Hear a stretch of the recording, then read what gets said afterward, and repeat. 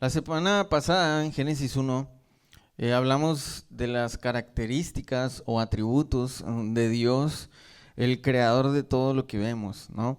Como un Dios independiente, un Dios eterno, un Dios santo, perfecto y etcétera. Vimos muchas de las características o atributos que Dios tiene, y eso aunado a que Dios creó todo lo que vemos a partir de la nada, nos lleva a una serie de conclusiones respecto a por qué el Dios de la Biblia es diferente a muchos de los otros mitos religiosos. Y una de las cosas pues es que vimos es que este Dios de la Biblia es un Dios trino, ¿no? Creemos en el Padre, creemos en el Hijo y en el Espíritu Santo. Como dijimos, no son tres dioses, son tres personas en un solo Dios. Y después de ver a este Dios que creó el mundo, vimos cómo este Dios que creó, este Dios crea el mundo de una manera ordenada y con cierto patrón, en donde primero en los primeros 3 días creaba el ambiente y en los segundos 3 días llenaba ese ambiente de seres o de cosas que lo habitaran, ¿no? Primero crea los cielos y pone las lunas, las estrellas, el sol, después el agua y los cielos, rellena de aves y peces, etcétera. Para llegar al séptimo día y ver cómo Dios hace al ser humano a su imagen y semejanza, ¿ok? Eso fue lo que vimos la semana pasada. Esto es relevante para hoy. Ahora, al pasar al capítulo 2 de Génesis, nos vamos a dar cuenta que aquí el autor de Génesis aún una vez más vuelve a tocar ciertas partes de la creación que ya tocó en el capítulo 1. ¿Sí? Vamos a leerlo para que veamos que parece redundante, pero ahorita vamos a entender el por qué lo vuelve a tocar. Así que vamos a leer juntos a partir de Génesis capítulo 2, versículo 4, hasta que termina el capítulo. ¿Ya lo tienen por ahí? Muy bien. Dice: esta es la historia de la creación de los cielos y de la tierra. Dios el Señor hizo la tierra y los cielos. No había ningún arbusto del campo sobre la tierra, ni había brotado la hierba, porque Dios el Señor todavía no había hecho llover sobre la tierra, ni existía el hombre para que la cultivara. No obstante, de la tierra salía un manantial que regaba toda la superficie del suelo, y Dios el Señor formó al ser humano del polvo del suelo. Entonces sopló en su nariz aliento de vida, y el hombre se convirtió en un ser viviente. Dios el Señor plantó un jardín al oriente del Edén y allí puso al hombre que había formado. Dios el Señor hizo que creciera toda clase de árboles atractivos a la vista y buenos para comer. En medio del jardín hizo crecer el árbol de la vida y también el árbol del conocimiento del bien y el mal. Del Edén nacía un río que regaba el jardín y desde allí se dividía en 4 ríos menores. El primero se llamaba Pisón y recorría toda la región de Havilá, donde había oro. Y el versículo número 12, el oro de esa región era fino. También había allí resina muy buena y piedra de ónice. El segundo río se llamaba Gihón, que recorría toda la región de Cus. El tercero se llamaba Tigris, que corría al este de Asiria. El cuarto era Éufrates. Versículo 15, Dios el Señor tomó al hombre y lo puso en el jardín del Edén para que lo cultivara y lo cuidara. Dios el Señor le ordenó al hombre: puedes comer de todos los árboles del jardín, pero del árbol del conocimiento del bien y del mal no deberás comer. El día que de él comas, sin duda, morirás. Luego Dios el Señor dijo: no es bueno que el hombre esté solo, voy a hacerle una ayuda adecuada. Entonces Dios el Señor formó de la tierra toda ave del cielo y todos los animales del campo. Se los llevó al hombre para ver qué nombre les pondría. El hombre puso nombre a todos los seres vivos y con ese nombre se les conoce. Así, el hombre fue poniéndoles a todos los animales domésticos, a todas las aves del cielo y a todos los animales del campo. Sin embargo, no se encontró entre ellos la ayuda adecuada para el hombre. Entonces Dios el Señor hizo que el hombre cayera en un sueño profundo, y mientras éste dormía le sacó una costilla y cerró la herida.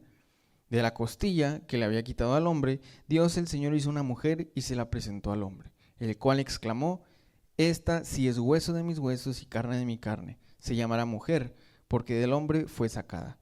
Por eso dejará el hombre a su padre y a su madre, se unirá a su mujer y los dos llegarán a ser uno solo. En ese tiempo el hombre y la mujer estaban desnudos, pero no se avergonzaban. Muy bien. ¿Por qué el autor de Génesis vuelve a mencionar mucho de los peces, del agua, la creación del humano, etcétera? Pues bueno, porque lo que ocurre con Génesis 1 es la presentación de Dios a la humanidad desde este nivel cósmico, ¿no? Por así decirlo, de este nivel en donde vemos a Dios como independiente de la creación, vemos a Dios como soberano de la creación. Ese es el capítulo 1, ¿no? En donde crea las estrellas, crea el universo, crea el planeta, crea todo lo que hay y vemos a Dios como por encima de la creación. Pero en este capítulo 2 se nos da más detalles de la creación, en donde vemos a Dios que no está solo por encima, sino que baja a su creación y empieza a darnos más detalles de esto, ¿no? Por ejemplo, notamos que cuando habla de las aguas, ya no habla de separó las aguas de los cielos y el agua de los mares. No, aquí habla de ríos, ¿sí? Ríos particulares en donde hablaba de una localidad, ¿ok? En donde también esos ríos te daban ciertas minerales y sustancias que Adán podría usar para el desarrollo. Cuando habla de las plantas, ya habla un poco sobre pues, que había variedad y todas eran ricas y empiezan a darnos el capítulo 2 más detalles de cómo Dios no está solo por encima de la creación, sino que también está en la creación, ¿ok? Es por eso que el capítulo 2 toca los mismos temas, pero todo más detallado. Sí podemos notar esa intimidad de parte de Dios. Ahora, Génesis 2 tiene muchos temas interesantes, muchos temas interesantes que me encantaría que en algún punto los platiquemos, pero algunos de ellos son nuestra labor como administradores del mundo, ¿sí? ¿Qué relación tenemos nosotros con los animales, con el planeta? ¿Lo debemos de cuidar o debemos explotar? O sea, ese es un tema que Génesis 2 nos da. Por ejemplo, la formación del ser humano. Sí, a ver, ¿somos cuerpo, alma y espíritu o solo somos cuerpo y alma? O eso también nos da Génesis 2, es otro tema. El humano como científico, ¿no? Esta parte del humano de poder observar y conocer el mundo a través de la experimentación. O sea, eso también nos da Génesis 2. Nos da las implicaciones de ser creado a imagen de Dios, ¿sí? Algunos se lo llevan por el lado de que, bueno, ¿por qué somos a imagen de Dios? Porque nosotros usamos el lenguaje. Ok, sí, pero hay muchas otras cosas más. No, somos creados a imagen de Dios porque el humano tiene lógica. Ok, sí, pero hay muchas cosas más, ¿no? Ese es otro tema. La libertad, porque Dios nos dice que comamos de este árbol y comamos de este árbol. Estoy dando una serie de cosas que Génesis 2 nos puede dar si lo estudiamos. Sin embargo, como les digo, ahorita solamente nos vamos a quedar con un tema, ¿ok? Así que, ¿cuál es el tema que vamos a ver aquí en Génesis 2? Y es que fuimos creados para relacionarnos, ¿ok? Fuimos creados para relacionarnos. Y en este pasaje podemos ver tres aspectos o 3 puntos respecto a este tema. Fuimos creados para relacionarnos. El primero es, ¿por qué necesitamos las relaciones interpersonales? ¿Sí? ¿Por qué necesitamos las relaciones interpersonales? Número 2, ¿qué tipo de relaciones necesitamos? Y número 3, ¿cuál es la clave para obtenerlas? ¿Ok? Eso vamos a ver en Génesis 2 el día de hoy. Entonces, pues me pregunto, o sea, ¿de verdad necesitamos relacionarnos con otros? ¿Acaso no puedo vivir mi vida aislado, buscando mi propio bien? ¿Acaso podré vivir plenamente como humano sin relacionarme con mi esposa, con mis amigos, con mi familia, con mis compañeros de trabajo? O sea, ¿puedo de verdad vivir en esa plenitud humana si no me relaciono con la gente? La Biblia es clara. necesitamos relacionarnos, ¿sí?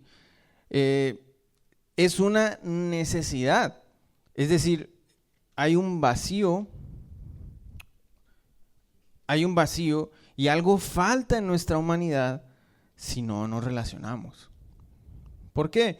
Pues la respuesta es cómo fuimos creados, ¿sí? El cómo fuimos creados nos da la respuesta de por qué necesitamos y por qué sentimos un vacío cuando no hay relación con personas, ¿sí?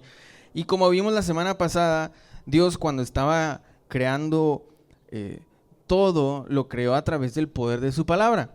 Dios decía que se haga la luz y se hacía la luz. Dios decía que se separen las aguas de la tierra con las aguas de los cielos y así era. Ese era el patrón de cómo Dios fue creando el mundo.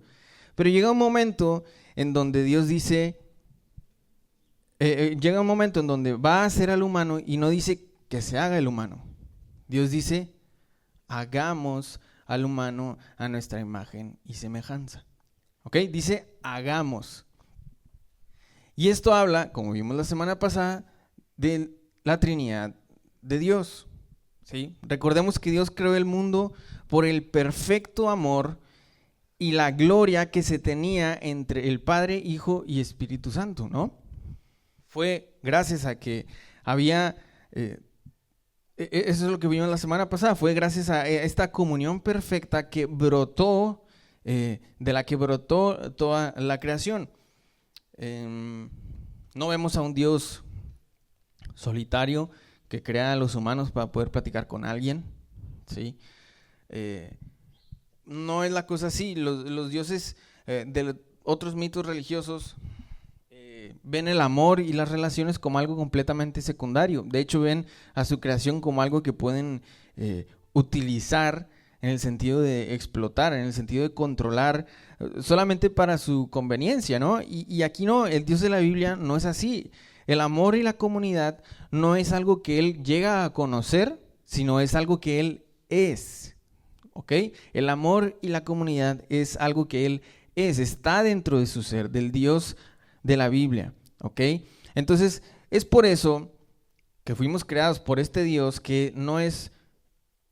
que es un Dios de Padre, Hijo y Espíritu Santo, fuimos creados por Él. Es por eso que Él, cuando crea al humano, Él dice, no es bueno que el hombre esté solo, ¿ok? Ahora, eso claro que tiene sus implicaciones, por ejemplo, en otro tema de Génesis 2, el matrimonio, sí, pero también vemos aquí cómo Dios ve que cuando ante todo lo que iba creando, Él decía, Él creó esto, esto y esto, y Él consideraba que era bueno. Él creó esto y esto y esto, y Él consideró que era bueno. Pero cuando crea el humano y está completamente solo Adán, Él dice, no es bueno que esté solo. Es decir, hay un vacío, algo falta. Entonces, como humanos, necesitamos relacionarnos. Y digo necesitamos, y es importante que ponerle énfasis a esa palabra. Necesitamos relacionarnos porque fuimos creados y diseñados por un Dios que vive en una perfecta comunión. ¿Ok? Es nuestra tendencia natural, caída, obviamente, relacionarnos por conveniencia, ¿sí?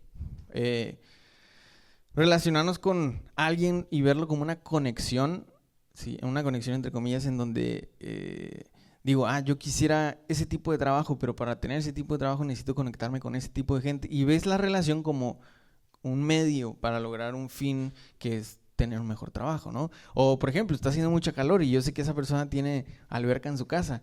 Me relaciono con él para que me pueda prestar su alberca, ¿no? Y así, y entonces no vemos, y al hacer ese tipo de cosas nos perdemos de que relacionarnos es parte de la esencia humana. ¿Sí me explico? No lo hacemos con un fin, sino lo hacemos naturalmente, porque así fuimos creados y diseñados, ¿ok? Ahora, pasamos al segundo punto, y es, ¿qué tipo de relaciones necesitamos?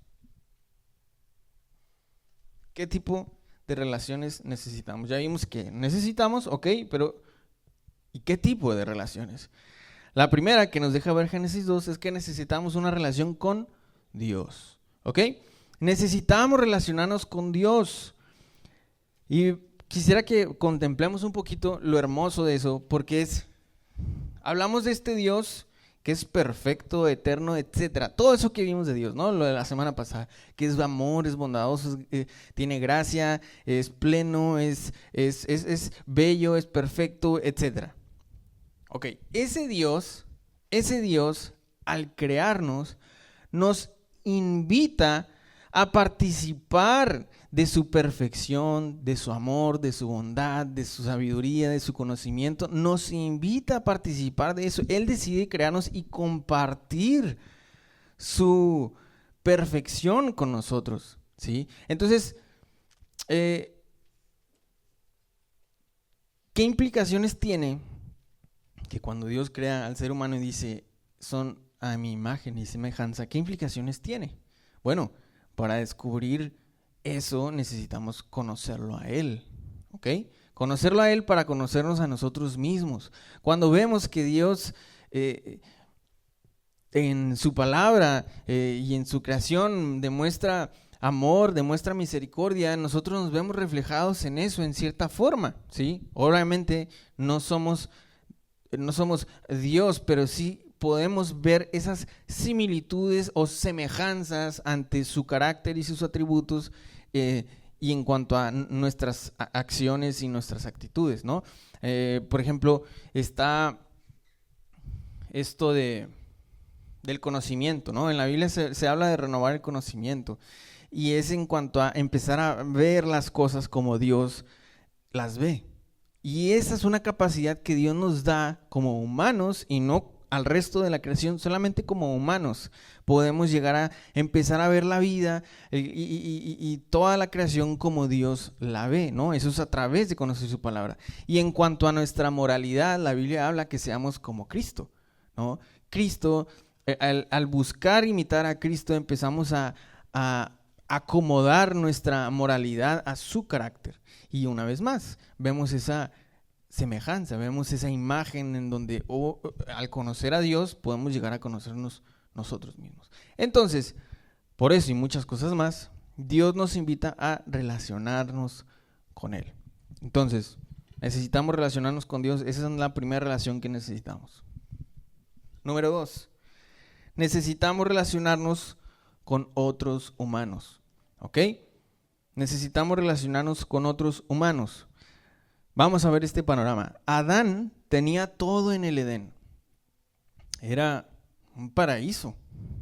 Dios le dio comida completamente pura, rica, hermosa, toda la que quisiera. Y una infinidad de opciones. Tú aquí vas al Calimax o lo que sea, y pues tienes 10 frutas, 10 tipos de frutas, 10 tipos de verduras, se acabó. Y ya todas, quién sabe qué tanta proceso, etcétera, ¿no?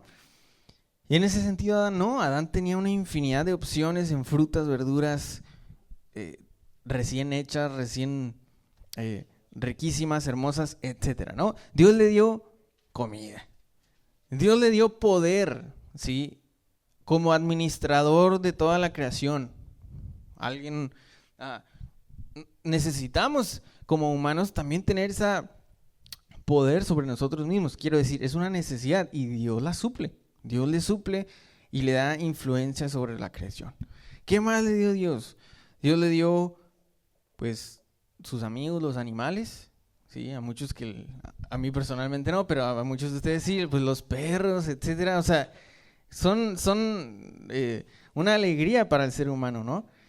Dios le dio un clima perfecto, como bien dijimos, si estaban desnudos entonces habría buen clima. Dios hablaba con él, caminaba con Dios, Adán, etcétera. Tenía todo Adán, era un paraíso, pero se sentía solo. Aún en medio de ese mundo perfecto, Adán se sentía solo. En la actualidad se nos dice que si realmente queremos el éxito, si realmente quieres lograr tu sueño, si realmente quieres esa casa o ese carro o ese estilo de vida, las relaciones interpersonales son un estorbo para eso. Ese es el pensamiento moderno. Son un estorbo. Y dígamelo a mí que acabo de tener una bebé Y pues no ha parado de escuchar ese tipo de cosas. Ya no vas a tener tiempo para ti, ya no vas a tener, etcétera. Es una relación de padre-hijo y me dicen que es un estorbo. O sea, no literalmente, ¿no? Pero es lo que es el pensamiento detrás.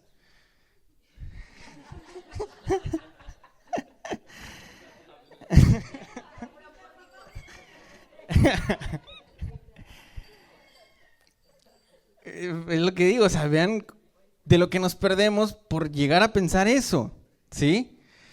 Eh, y, y bueno, entonces, llegarás a tener eso de tus sueños, ¿no? Esas cosas materiales o ese trabajo, se hace mucho en el deporte, ¿no? De sacrificar, y literalmente es sacrificar. No, que ya no vas a poder ir a tus reuniones familiares, ¿no? Y literalmente, o sea, los deportistas son, o los profesionales, ¿no? O sea, no tienen vida fuera de eso. O los grandes empresarios tampoco, o los grandes artistas tampoco. O sea, es una realidad. Ahora, como vemos, podemos llegar a tener todo lo que soñamos. Podemos llegar a tener el mundo perfecto que tanto queremos. Pero cuando lleguemos ahí, no se sentirá como un mundo perfecto, porque estamos solos. Hay una canción de un compositor, se llama Kevin Johansen, y la canción dice unas frases, se las quiero leer, no la voy a tocar. Unas frases y dice: pobre millonario, solo en su mansión, tomando el mejor ron, pero lo perdió todo.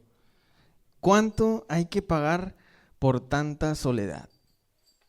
Es una letra fuerte, ¿no? En donde dice, a ver, pues sí, estás tomando el mejor ron en la mejor casa con toda tu riqueza, pero pues al final te quedas solo, ¿no? Ahora, esto habla de la importancia que como humanos naturalmente tenemos por haber sido creados por un Dios que no es un Dios solo, y lo voy a decir de esta forma: no podemos crecer como humanos y lograr nuestro mejor yo, fíjese, cuando aquel que nos creó no solo es un yo, sino un nosotros, un hagamos. ¿Sí ven? No podemos llegar a ser nuestro mejor yo porque el Dios que nos creó no solo es un yo, sino es un nosotros. ¿Sí? Un hagamos al hombre, es un plural. Entonces, mantener relaciones cercanas con familia, amigos, nos lleva a conocernos porque nos conocen. Un ejemplo que escuché por ahí era, dice, como cuando te tomas una foto, ¿no? Grupal. Y luego ves la foto y dices, ay, me veo bien mal, no soy ese. Y todos los demás te voltean a ver de que, pues así estás, ¿no? Y es eso, ¿no? Es eso, o sea, las demás personas te conocen y eso hace que tú también te conozcas a ti mismo. Pero es a lo que voy, no puedes separarlo, ¿sí me explico? Nos conocemos como individuos, pero también como comunidad, ¿sí me estoy explicando? Entonces,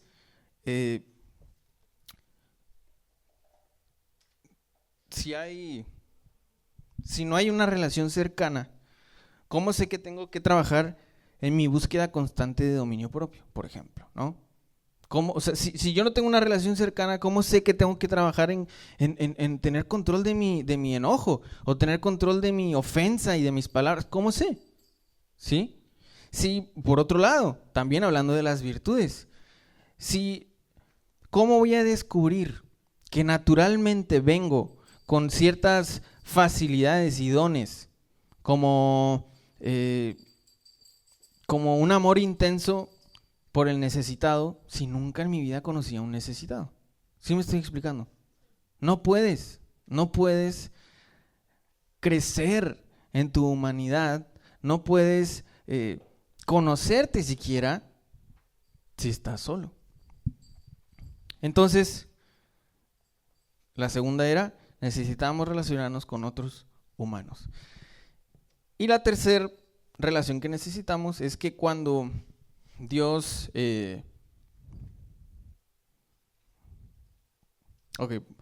La tercera relación es, necesitamos relacionarnos con personas que son diferentes a nosotros. Si bien tenemos mucha familia, muchos amigos, etcétera, que tenemos cosas en común y por eso somos cercanos, Pero al mismo tiempo, si te pones a pensar, pues son muy diferentes a ti, ¿no? Y eso enriquece porque no son porristas, ¿sí? No son porristas detrás de ti, sino que son personas pues, que te van a hacer trabajar y te van a ayudar a crecer en tus fortalezas, pero también a poner atención a tus debilidades naturales y a que las trabajes, ¿sí? Pero si fueran iguales a ti, pues no te darías cuenta. ¿Por qué? Vamos a Génesis 2.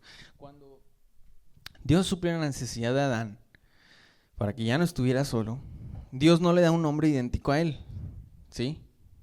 No le da un nombre idéntico a él, no le da otro Adán, le da una ayuda idónea. Y en la Biblia, cuando se refiere a ayuda idónea, que eso es un tema muy bonito respecto al matrimonio y el rol del hombre y la mujer, que nos encantaría tocar después, pero en la Biblia, cuando habla de ayuda idónea, se refiere, las palabras en el idioma original, ¿no? Se refieren a que esa ayuda se usa cuando esa ayuda siempre viene de Dios, viene desde arriba, ¿sí? No es una ayuda desde abajo, o sea, no es un sirviente, ¿ok? No es una ayuda desde abajo, no es aquí un empleado tuyo, no, esta ayuda viene desde arriba, viene... Sí, como cuando estás en un problema y dices, Dios, ayúdame, y ves cómo se soluciona el problema y dices, oh, yo no hubiera podido sin eso, ¿ok? Ves esa ayuda y reconoces esa ayuda no como inferior, de que pues me tienes que resolver el problema, no, sino como que, ay, me salvó, ¿ok? Entonces, vemos que ayuda idónea le da ese valor de una ayuda que viene desde lo alto, ¿ok? Y la palabra idónea se refiere a algo que es adecuadamente diferente. Adecuadamente diferente. ¿Ok? Es completamente el otro polo, pero de alguna forma encaja perfectamente. ¿Sí? Adecuadamente diferente. Como un rompecabezas. Si tuviera la misma pieza, pues no encaja. Pero son dos piezas completamente distintas, pero están hechas una para la otra. Entonces, encaja bien. ¿Ok? Eso se refiere a la Biblia cuando dice ayuda idónea. Una ayuda que viene desde arriba, no desde abajo, no es sirviente, no. Es algo que viene y soluciona tu estado actual en ese sentido de parte de Dios, ¿no? Y que es específicamente distinto, pero para ti. Ahora, este es justo lo que necesitamos para ser estirados, para ser confrontados, para ser también consolados y que en medio de todos estos momentos estamos viviendo la vida como Dios diseñó que fuera, relacionándonos, ¿no? Relacionándonos. Ahora, claro que hablando de las relaciones humanas, hay diferentes niveles y diferentes áreas que se tienen que cubrir. Todos deberíamos de tener amigos, todos deberíamos de tener familia, pero esto no nos dice, por ejemplo, y es a lo que voy, no nos dice que todos deberíamos casarnos. Sí. De hecho, en la antigüedad y por muchas culturas se ha creído el que pues, si no te casas no te desarrollas completamente como humano. Y la Biblia y la religión cristiana es de las que dice no es necesario casarse para llegar a ser plenos. Claro, ahí, y el ejemplo es Jesús mismo, y después tenemos a Pablo, y en donde Pablo dice unos pros y unos contras. A lo que voy es que este texto, o sea, no solamente habla de la ayuda idónea y del alguien adecuado para ti en cuanto a matrimonio, sino también en cuanto a que la familia que tienes es por algo, que los amigos que tienes es por algo, que los hijos que llegues a tener o lo que sea es por algo. ¿Te me explico? Ver cómo Dios trabaja tú a través de tú relacionarte con ellos, tú los ayudas y ellos a ti. ¿Ok? Cuando Adán ve a Eva, dice, por fin, ya no estoy solo. ¿Sí? Así que, punto número 3. Ok, ¿y cuál es la clave para obtener estas relaciones? Y dice versículo 25, en ese tiempo el hombre y la mujer estaban desnudos, pero no se avergonzaban. Eran completamente abiertos con quienes eran transparentes, y en esa transparencia y vulnerabilidad no sentían ni vergüenza ni culpa por ser quienes eran, estaban ellos seguros de su identidad y ellos estaban seguros, y esa identidad es la que daban a conocer realmente a los demás, y en este caso entre ellos, ¿no? Ahora, ¿qué quiero decir con esto? Pues que nuestro mundo actual, una vez más, caído, es difícil, complicado llegar a mostrarse así, completamente abierto, completamente desnudo. Sí, porque si uno se muestra así, pues lamentablemente pasamos por experiencias en donde, o bien,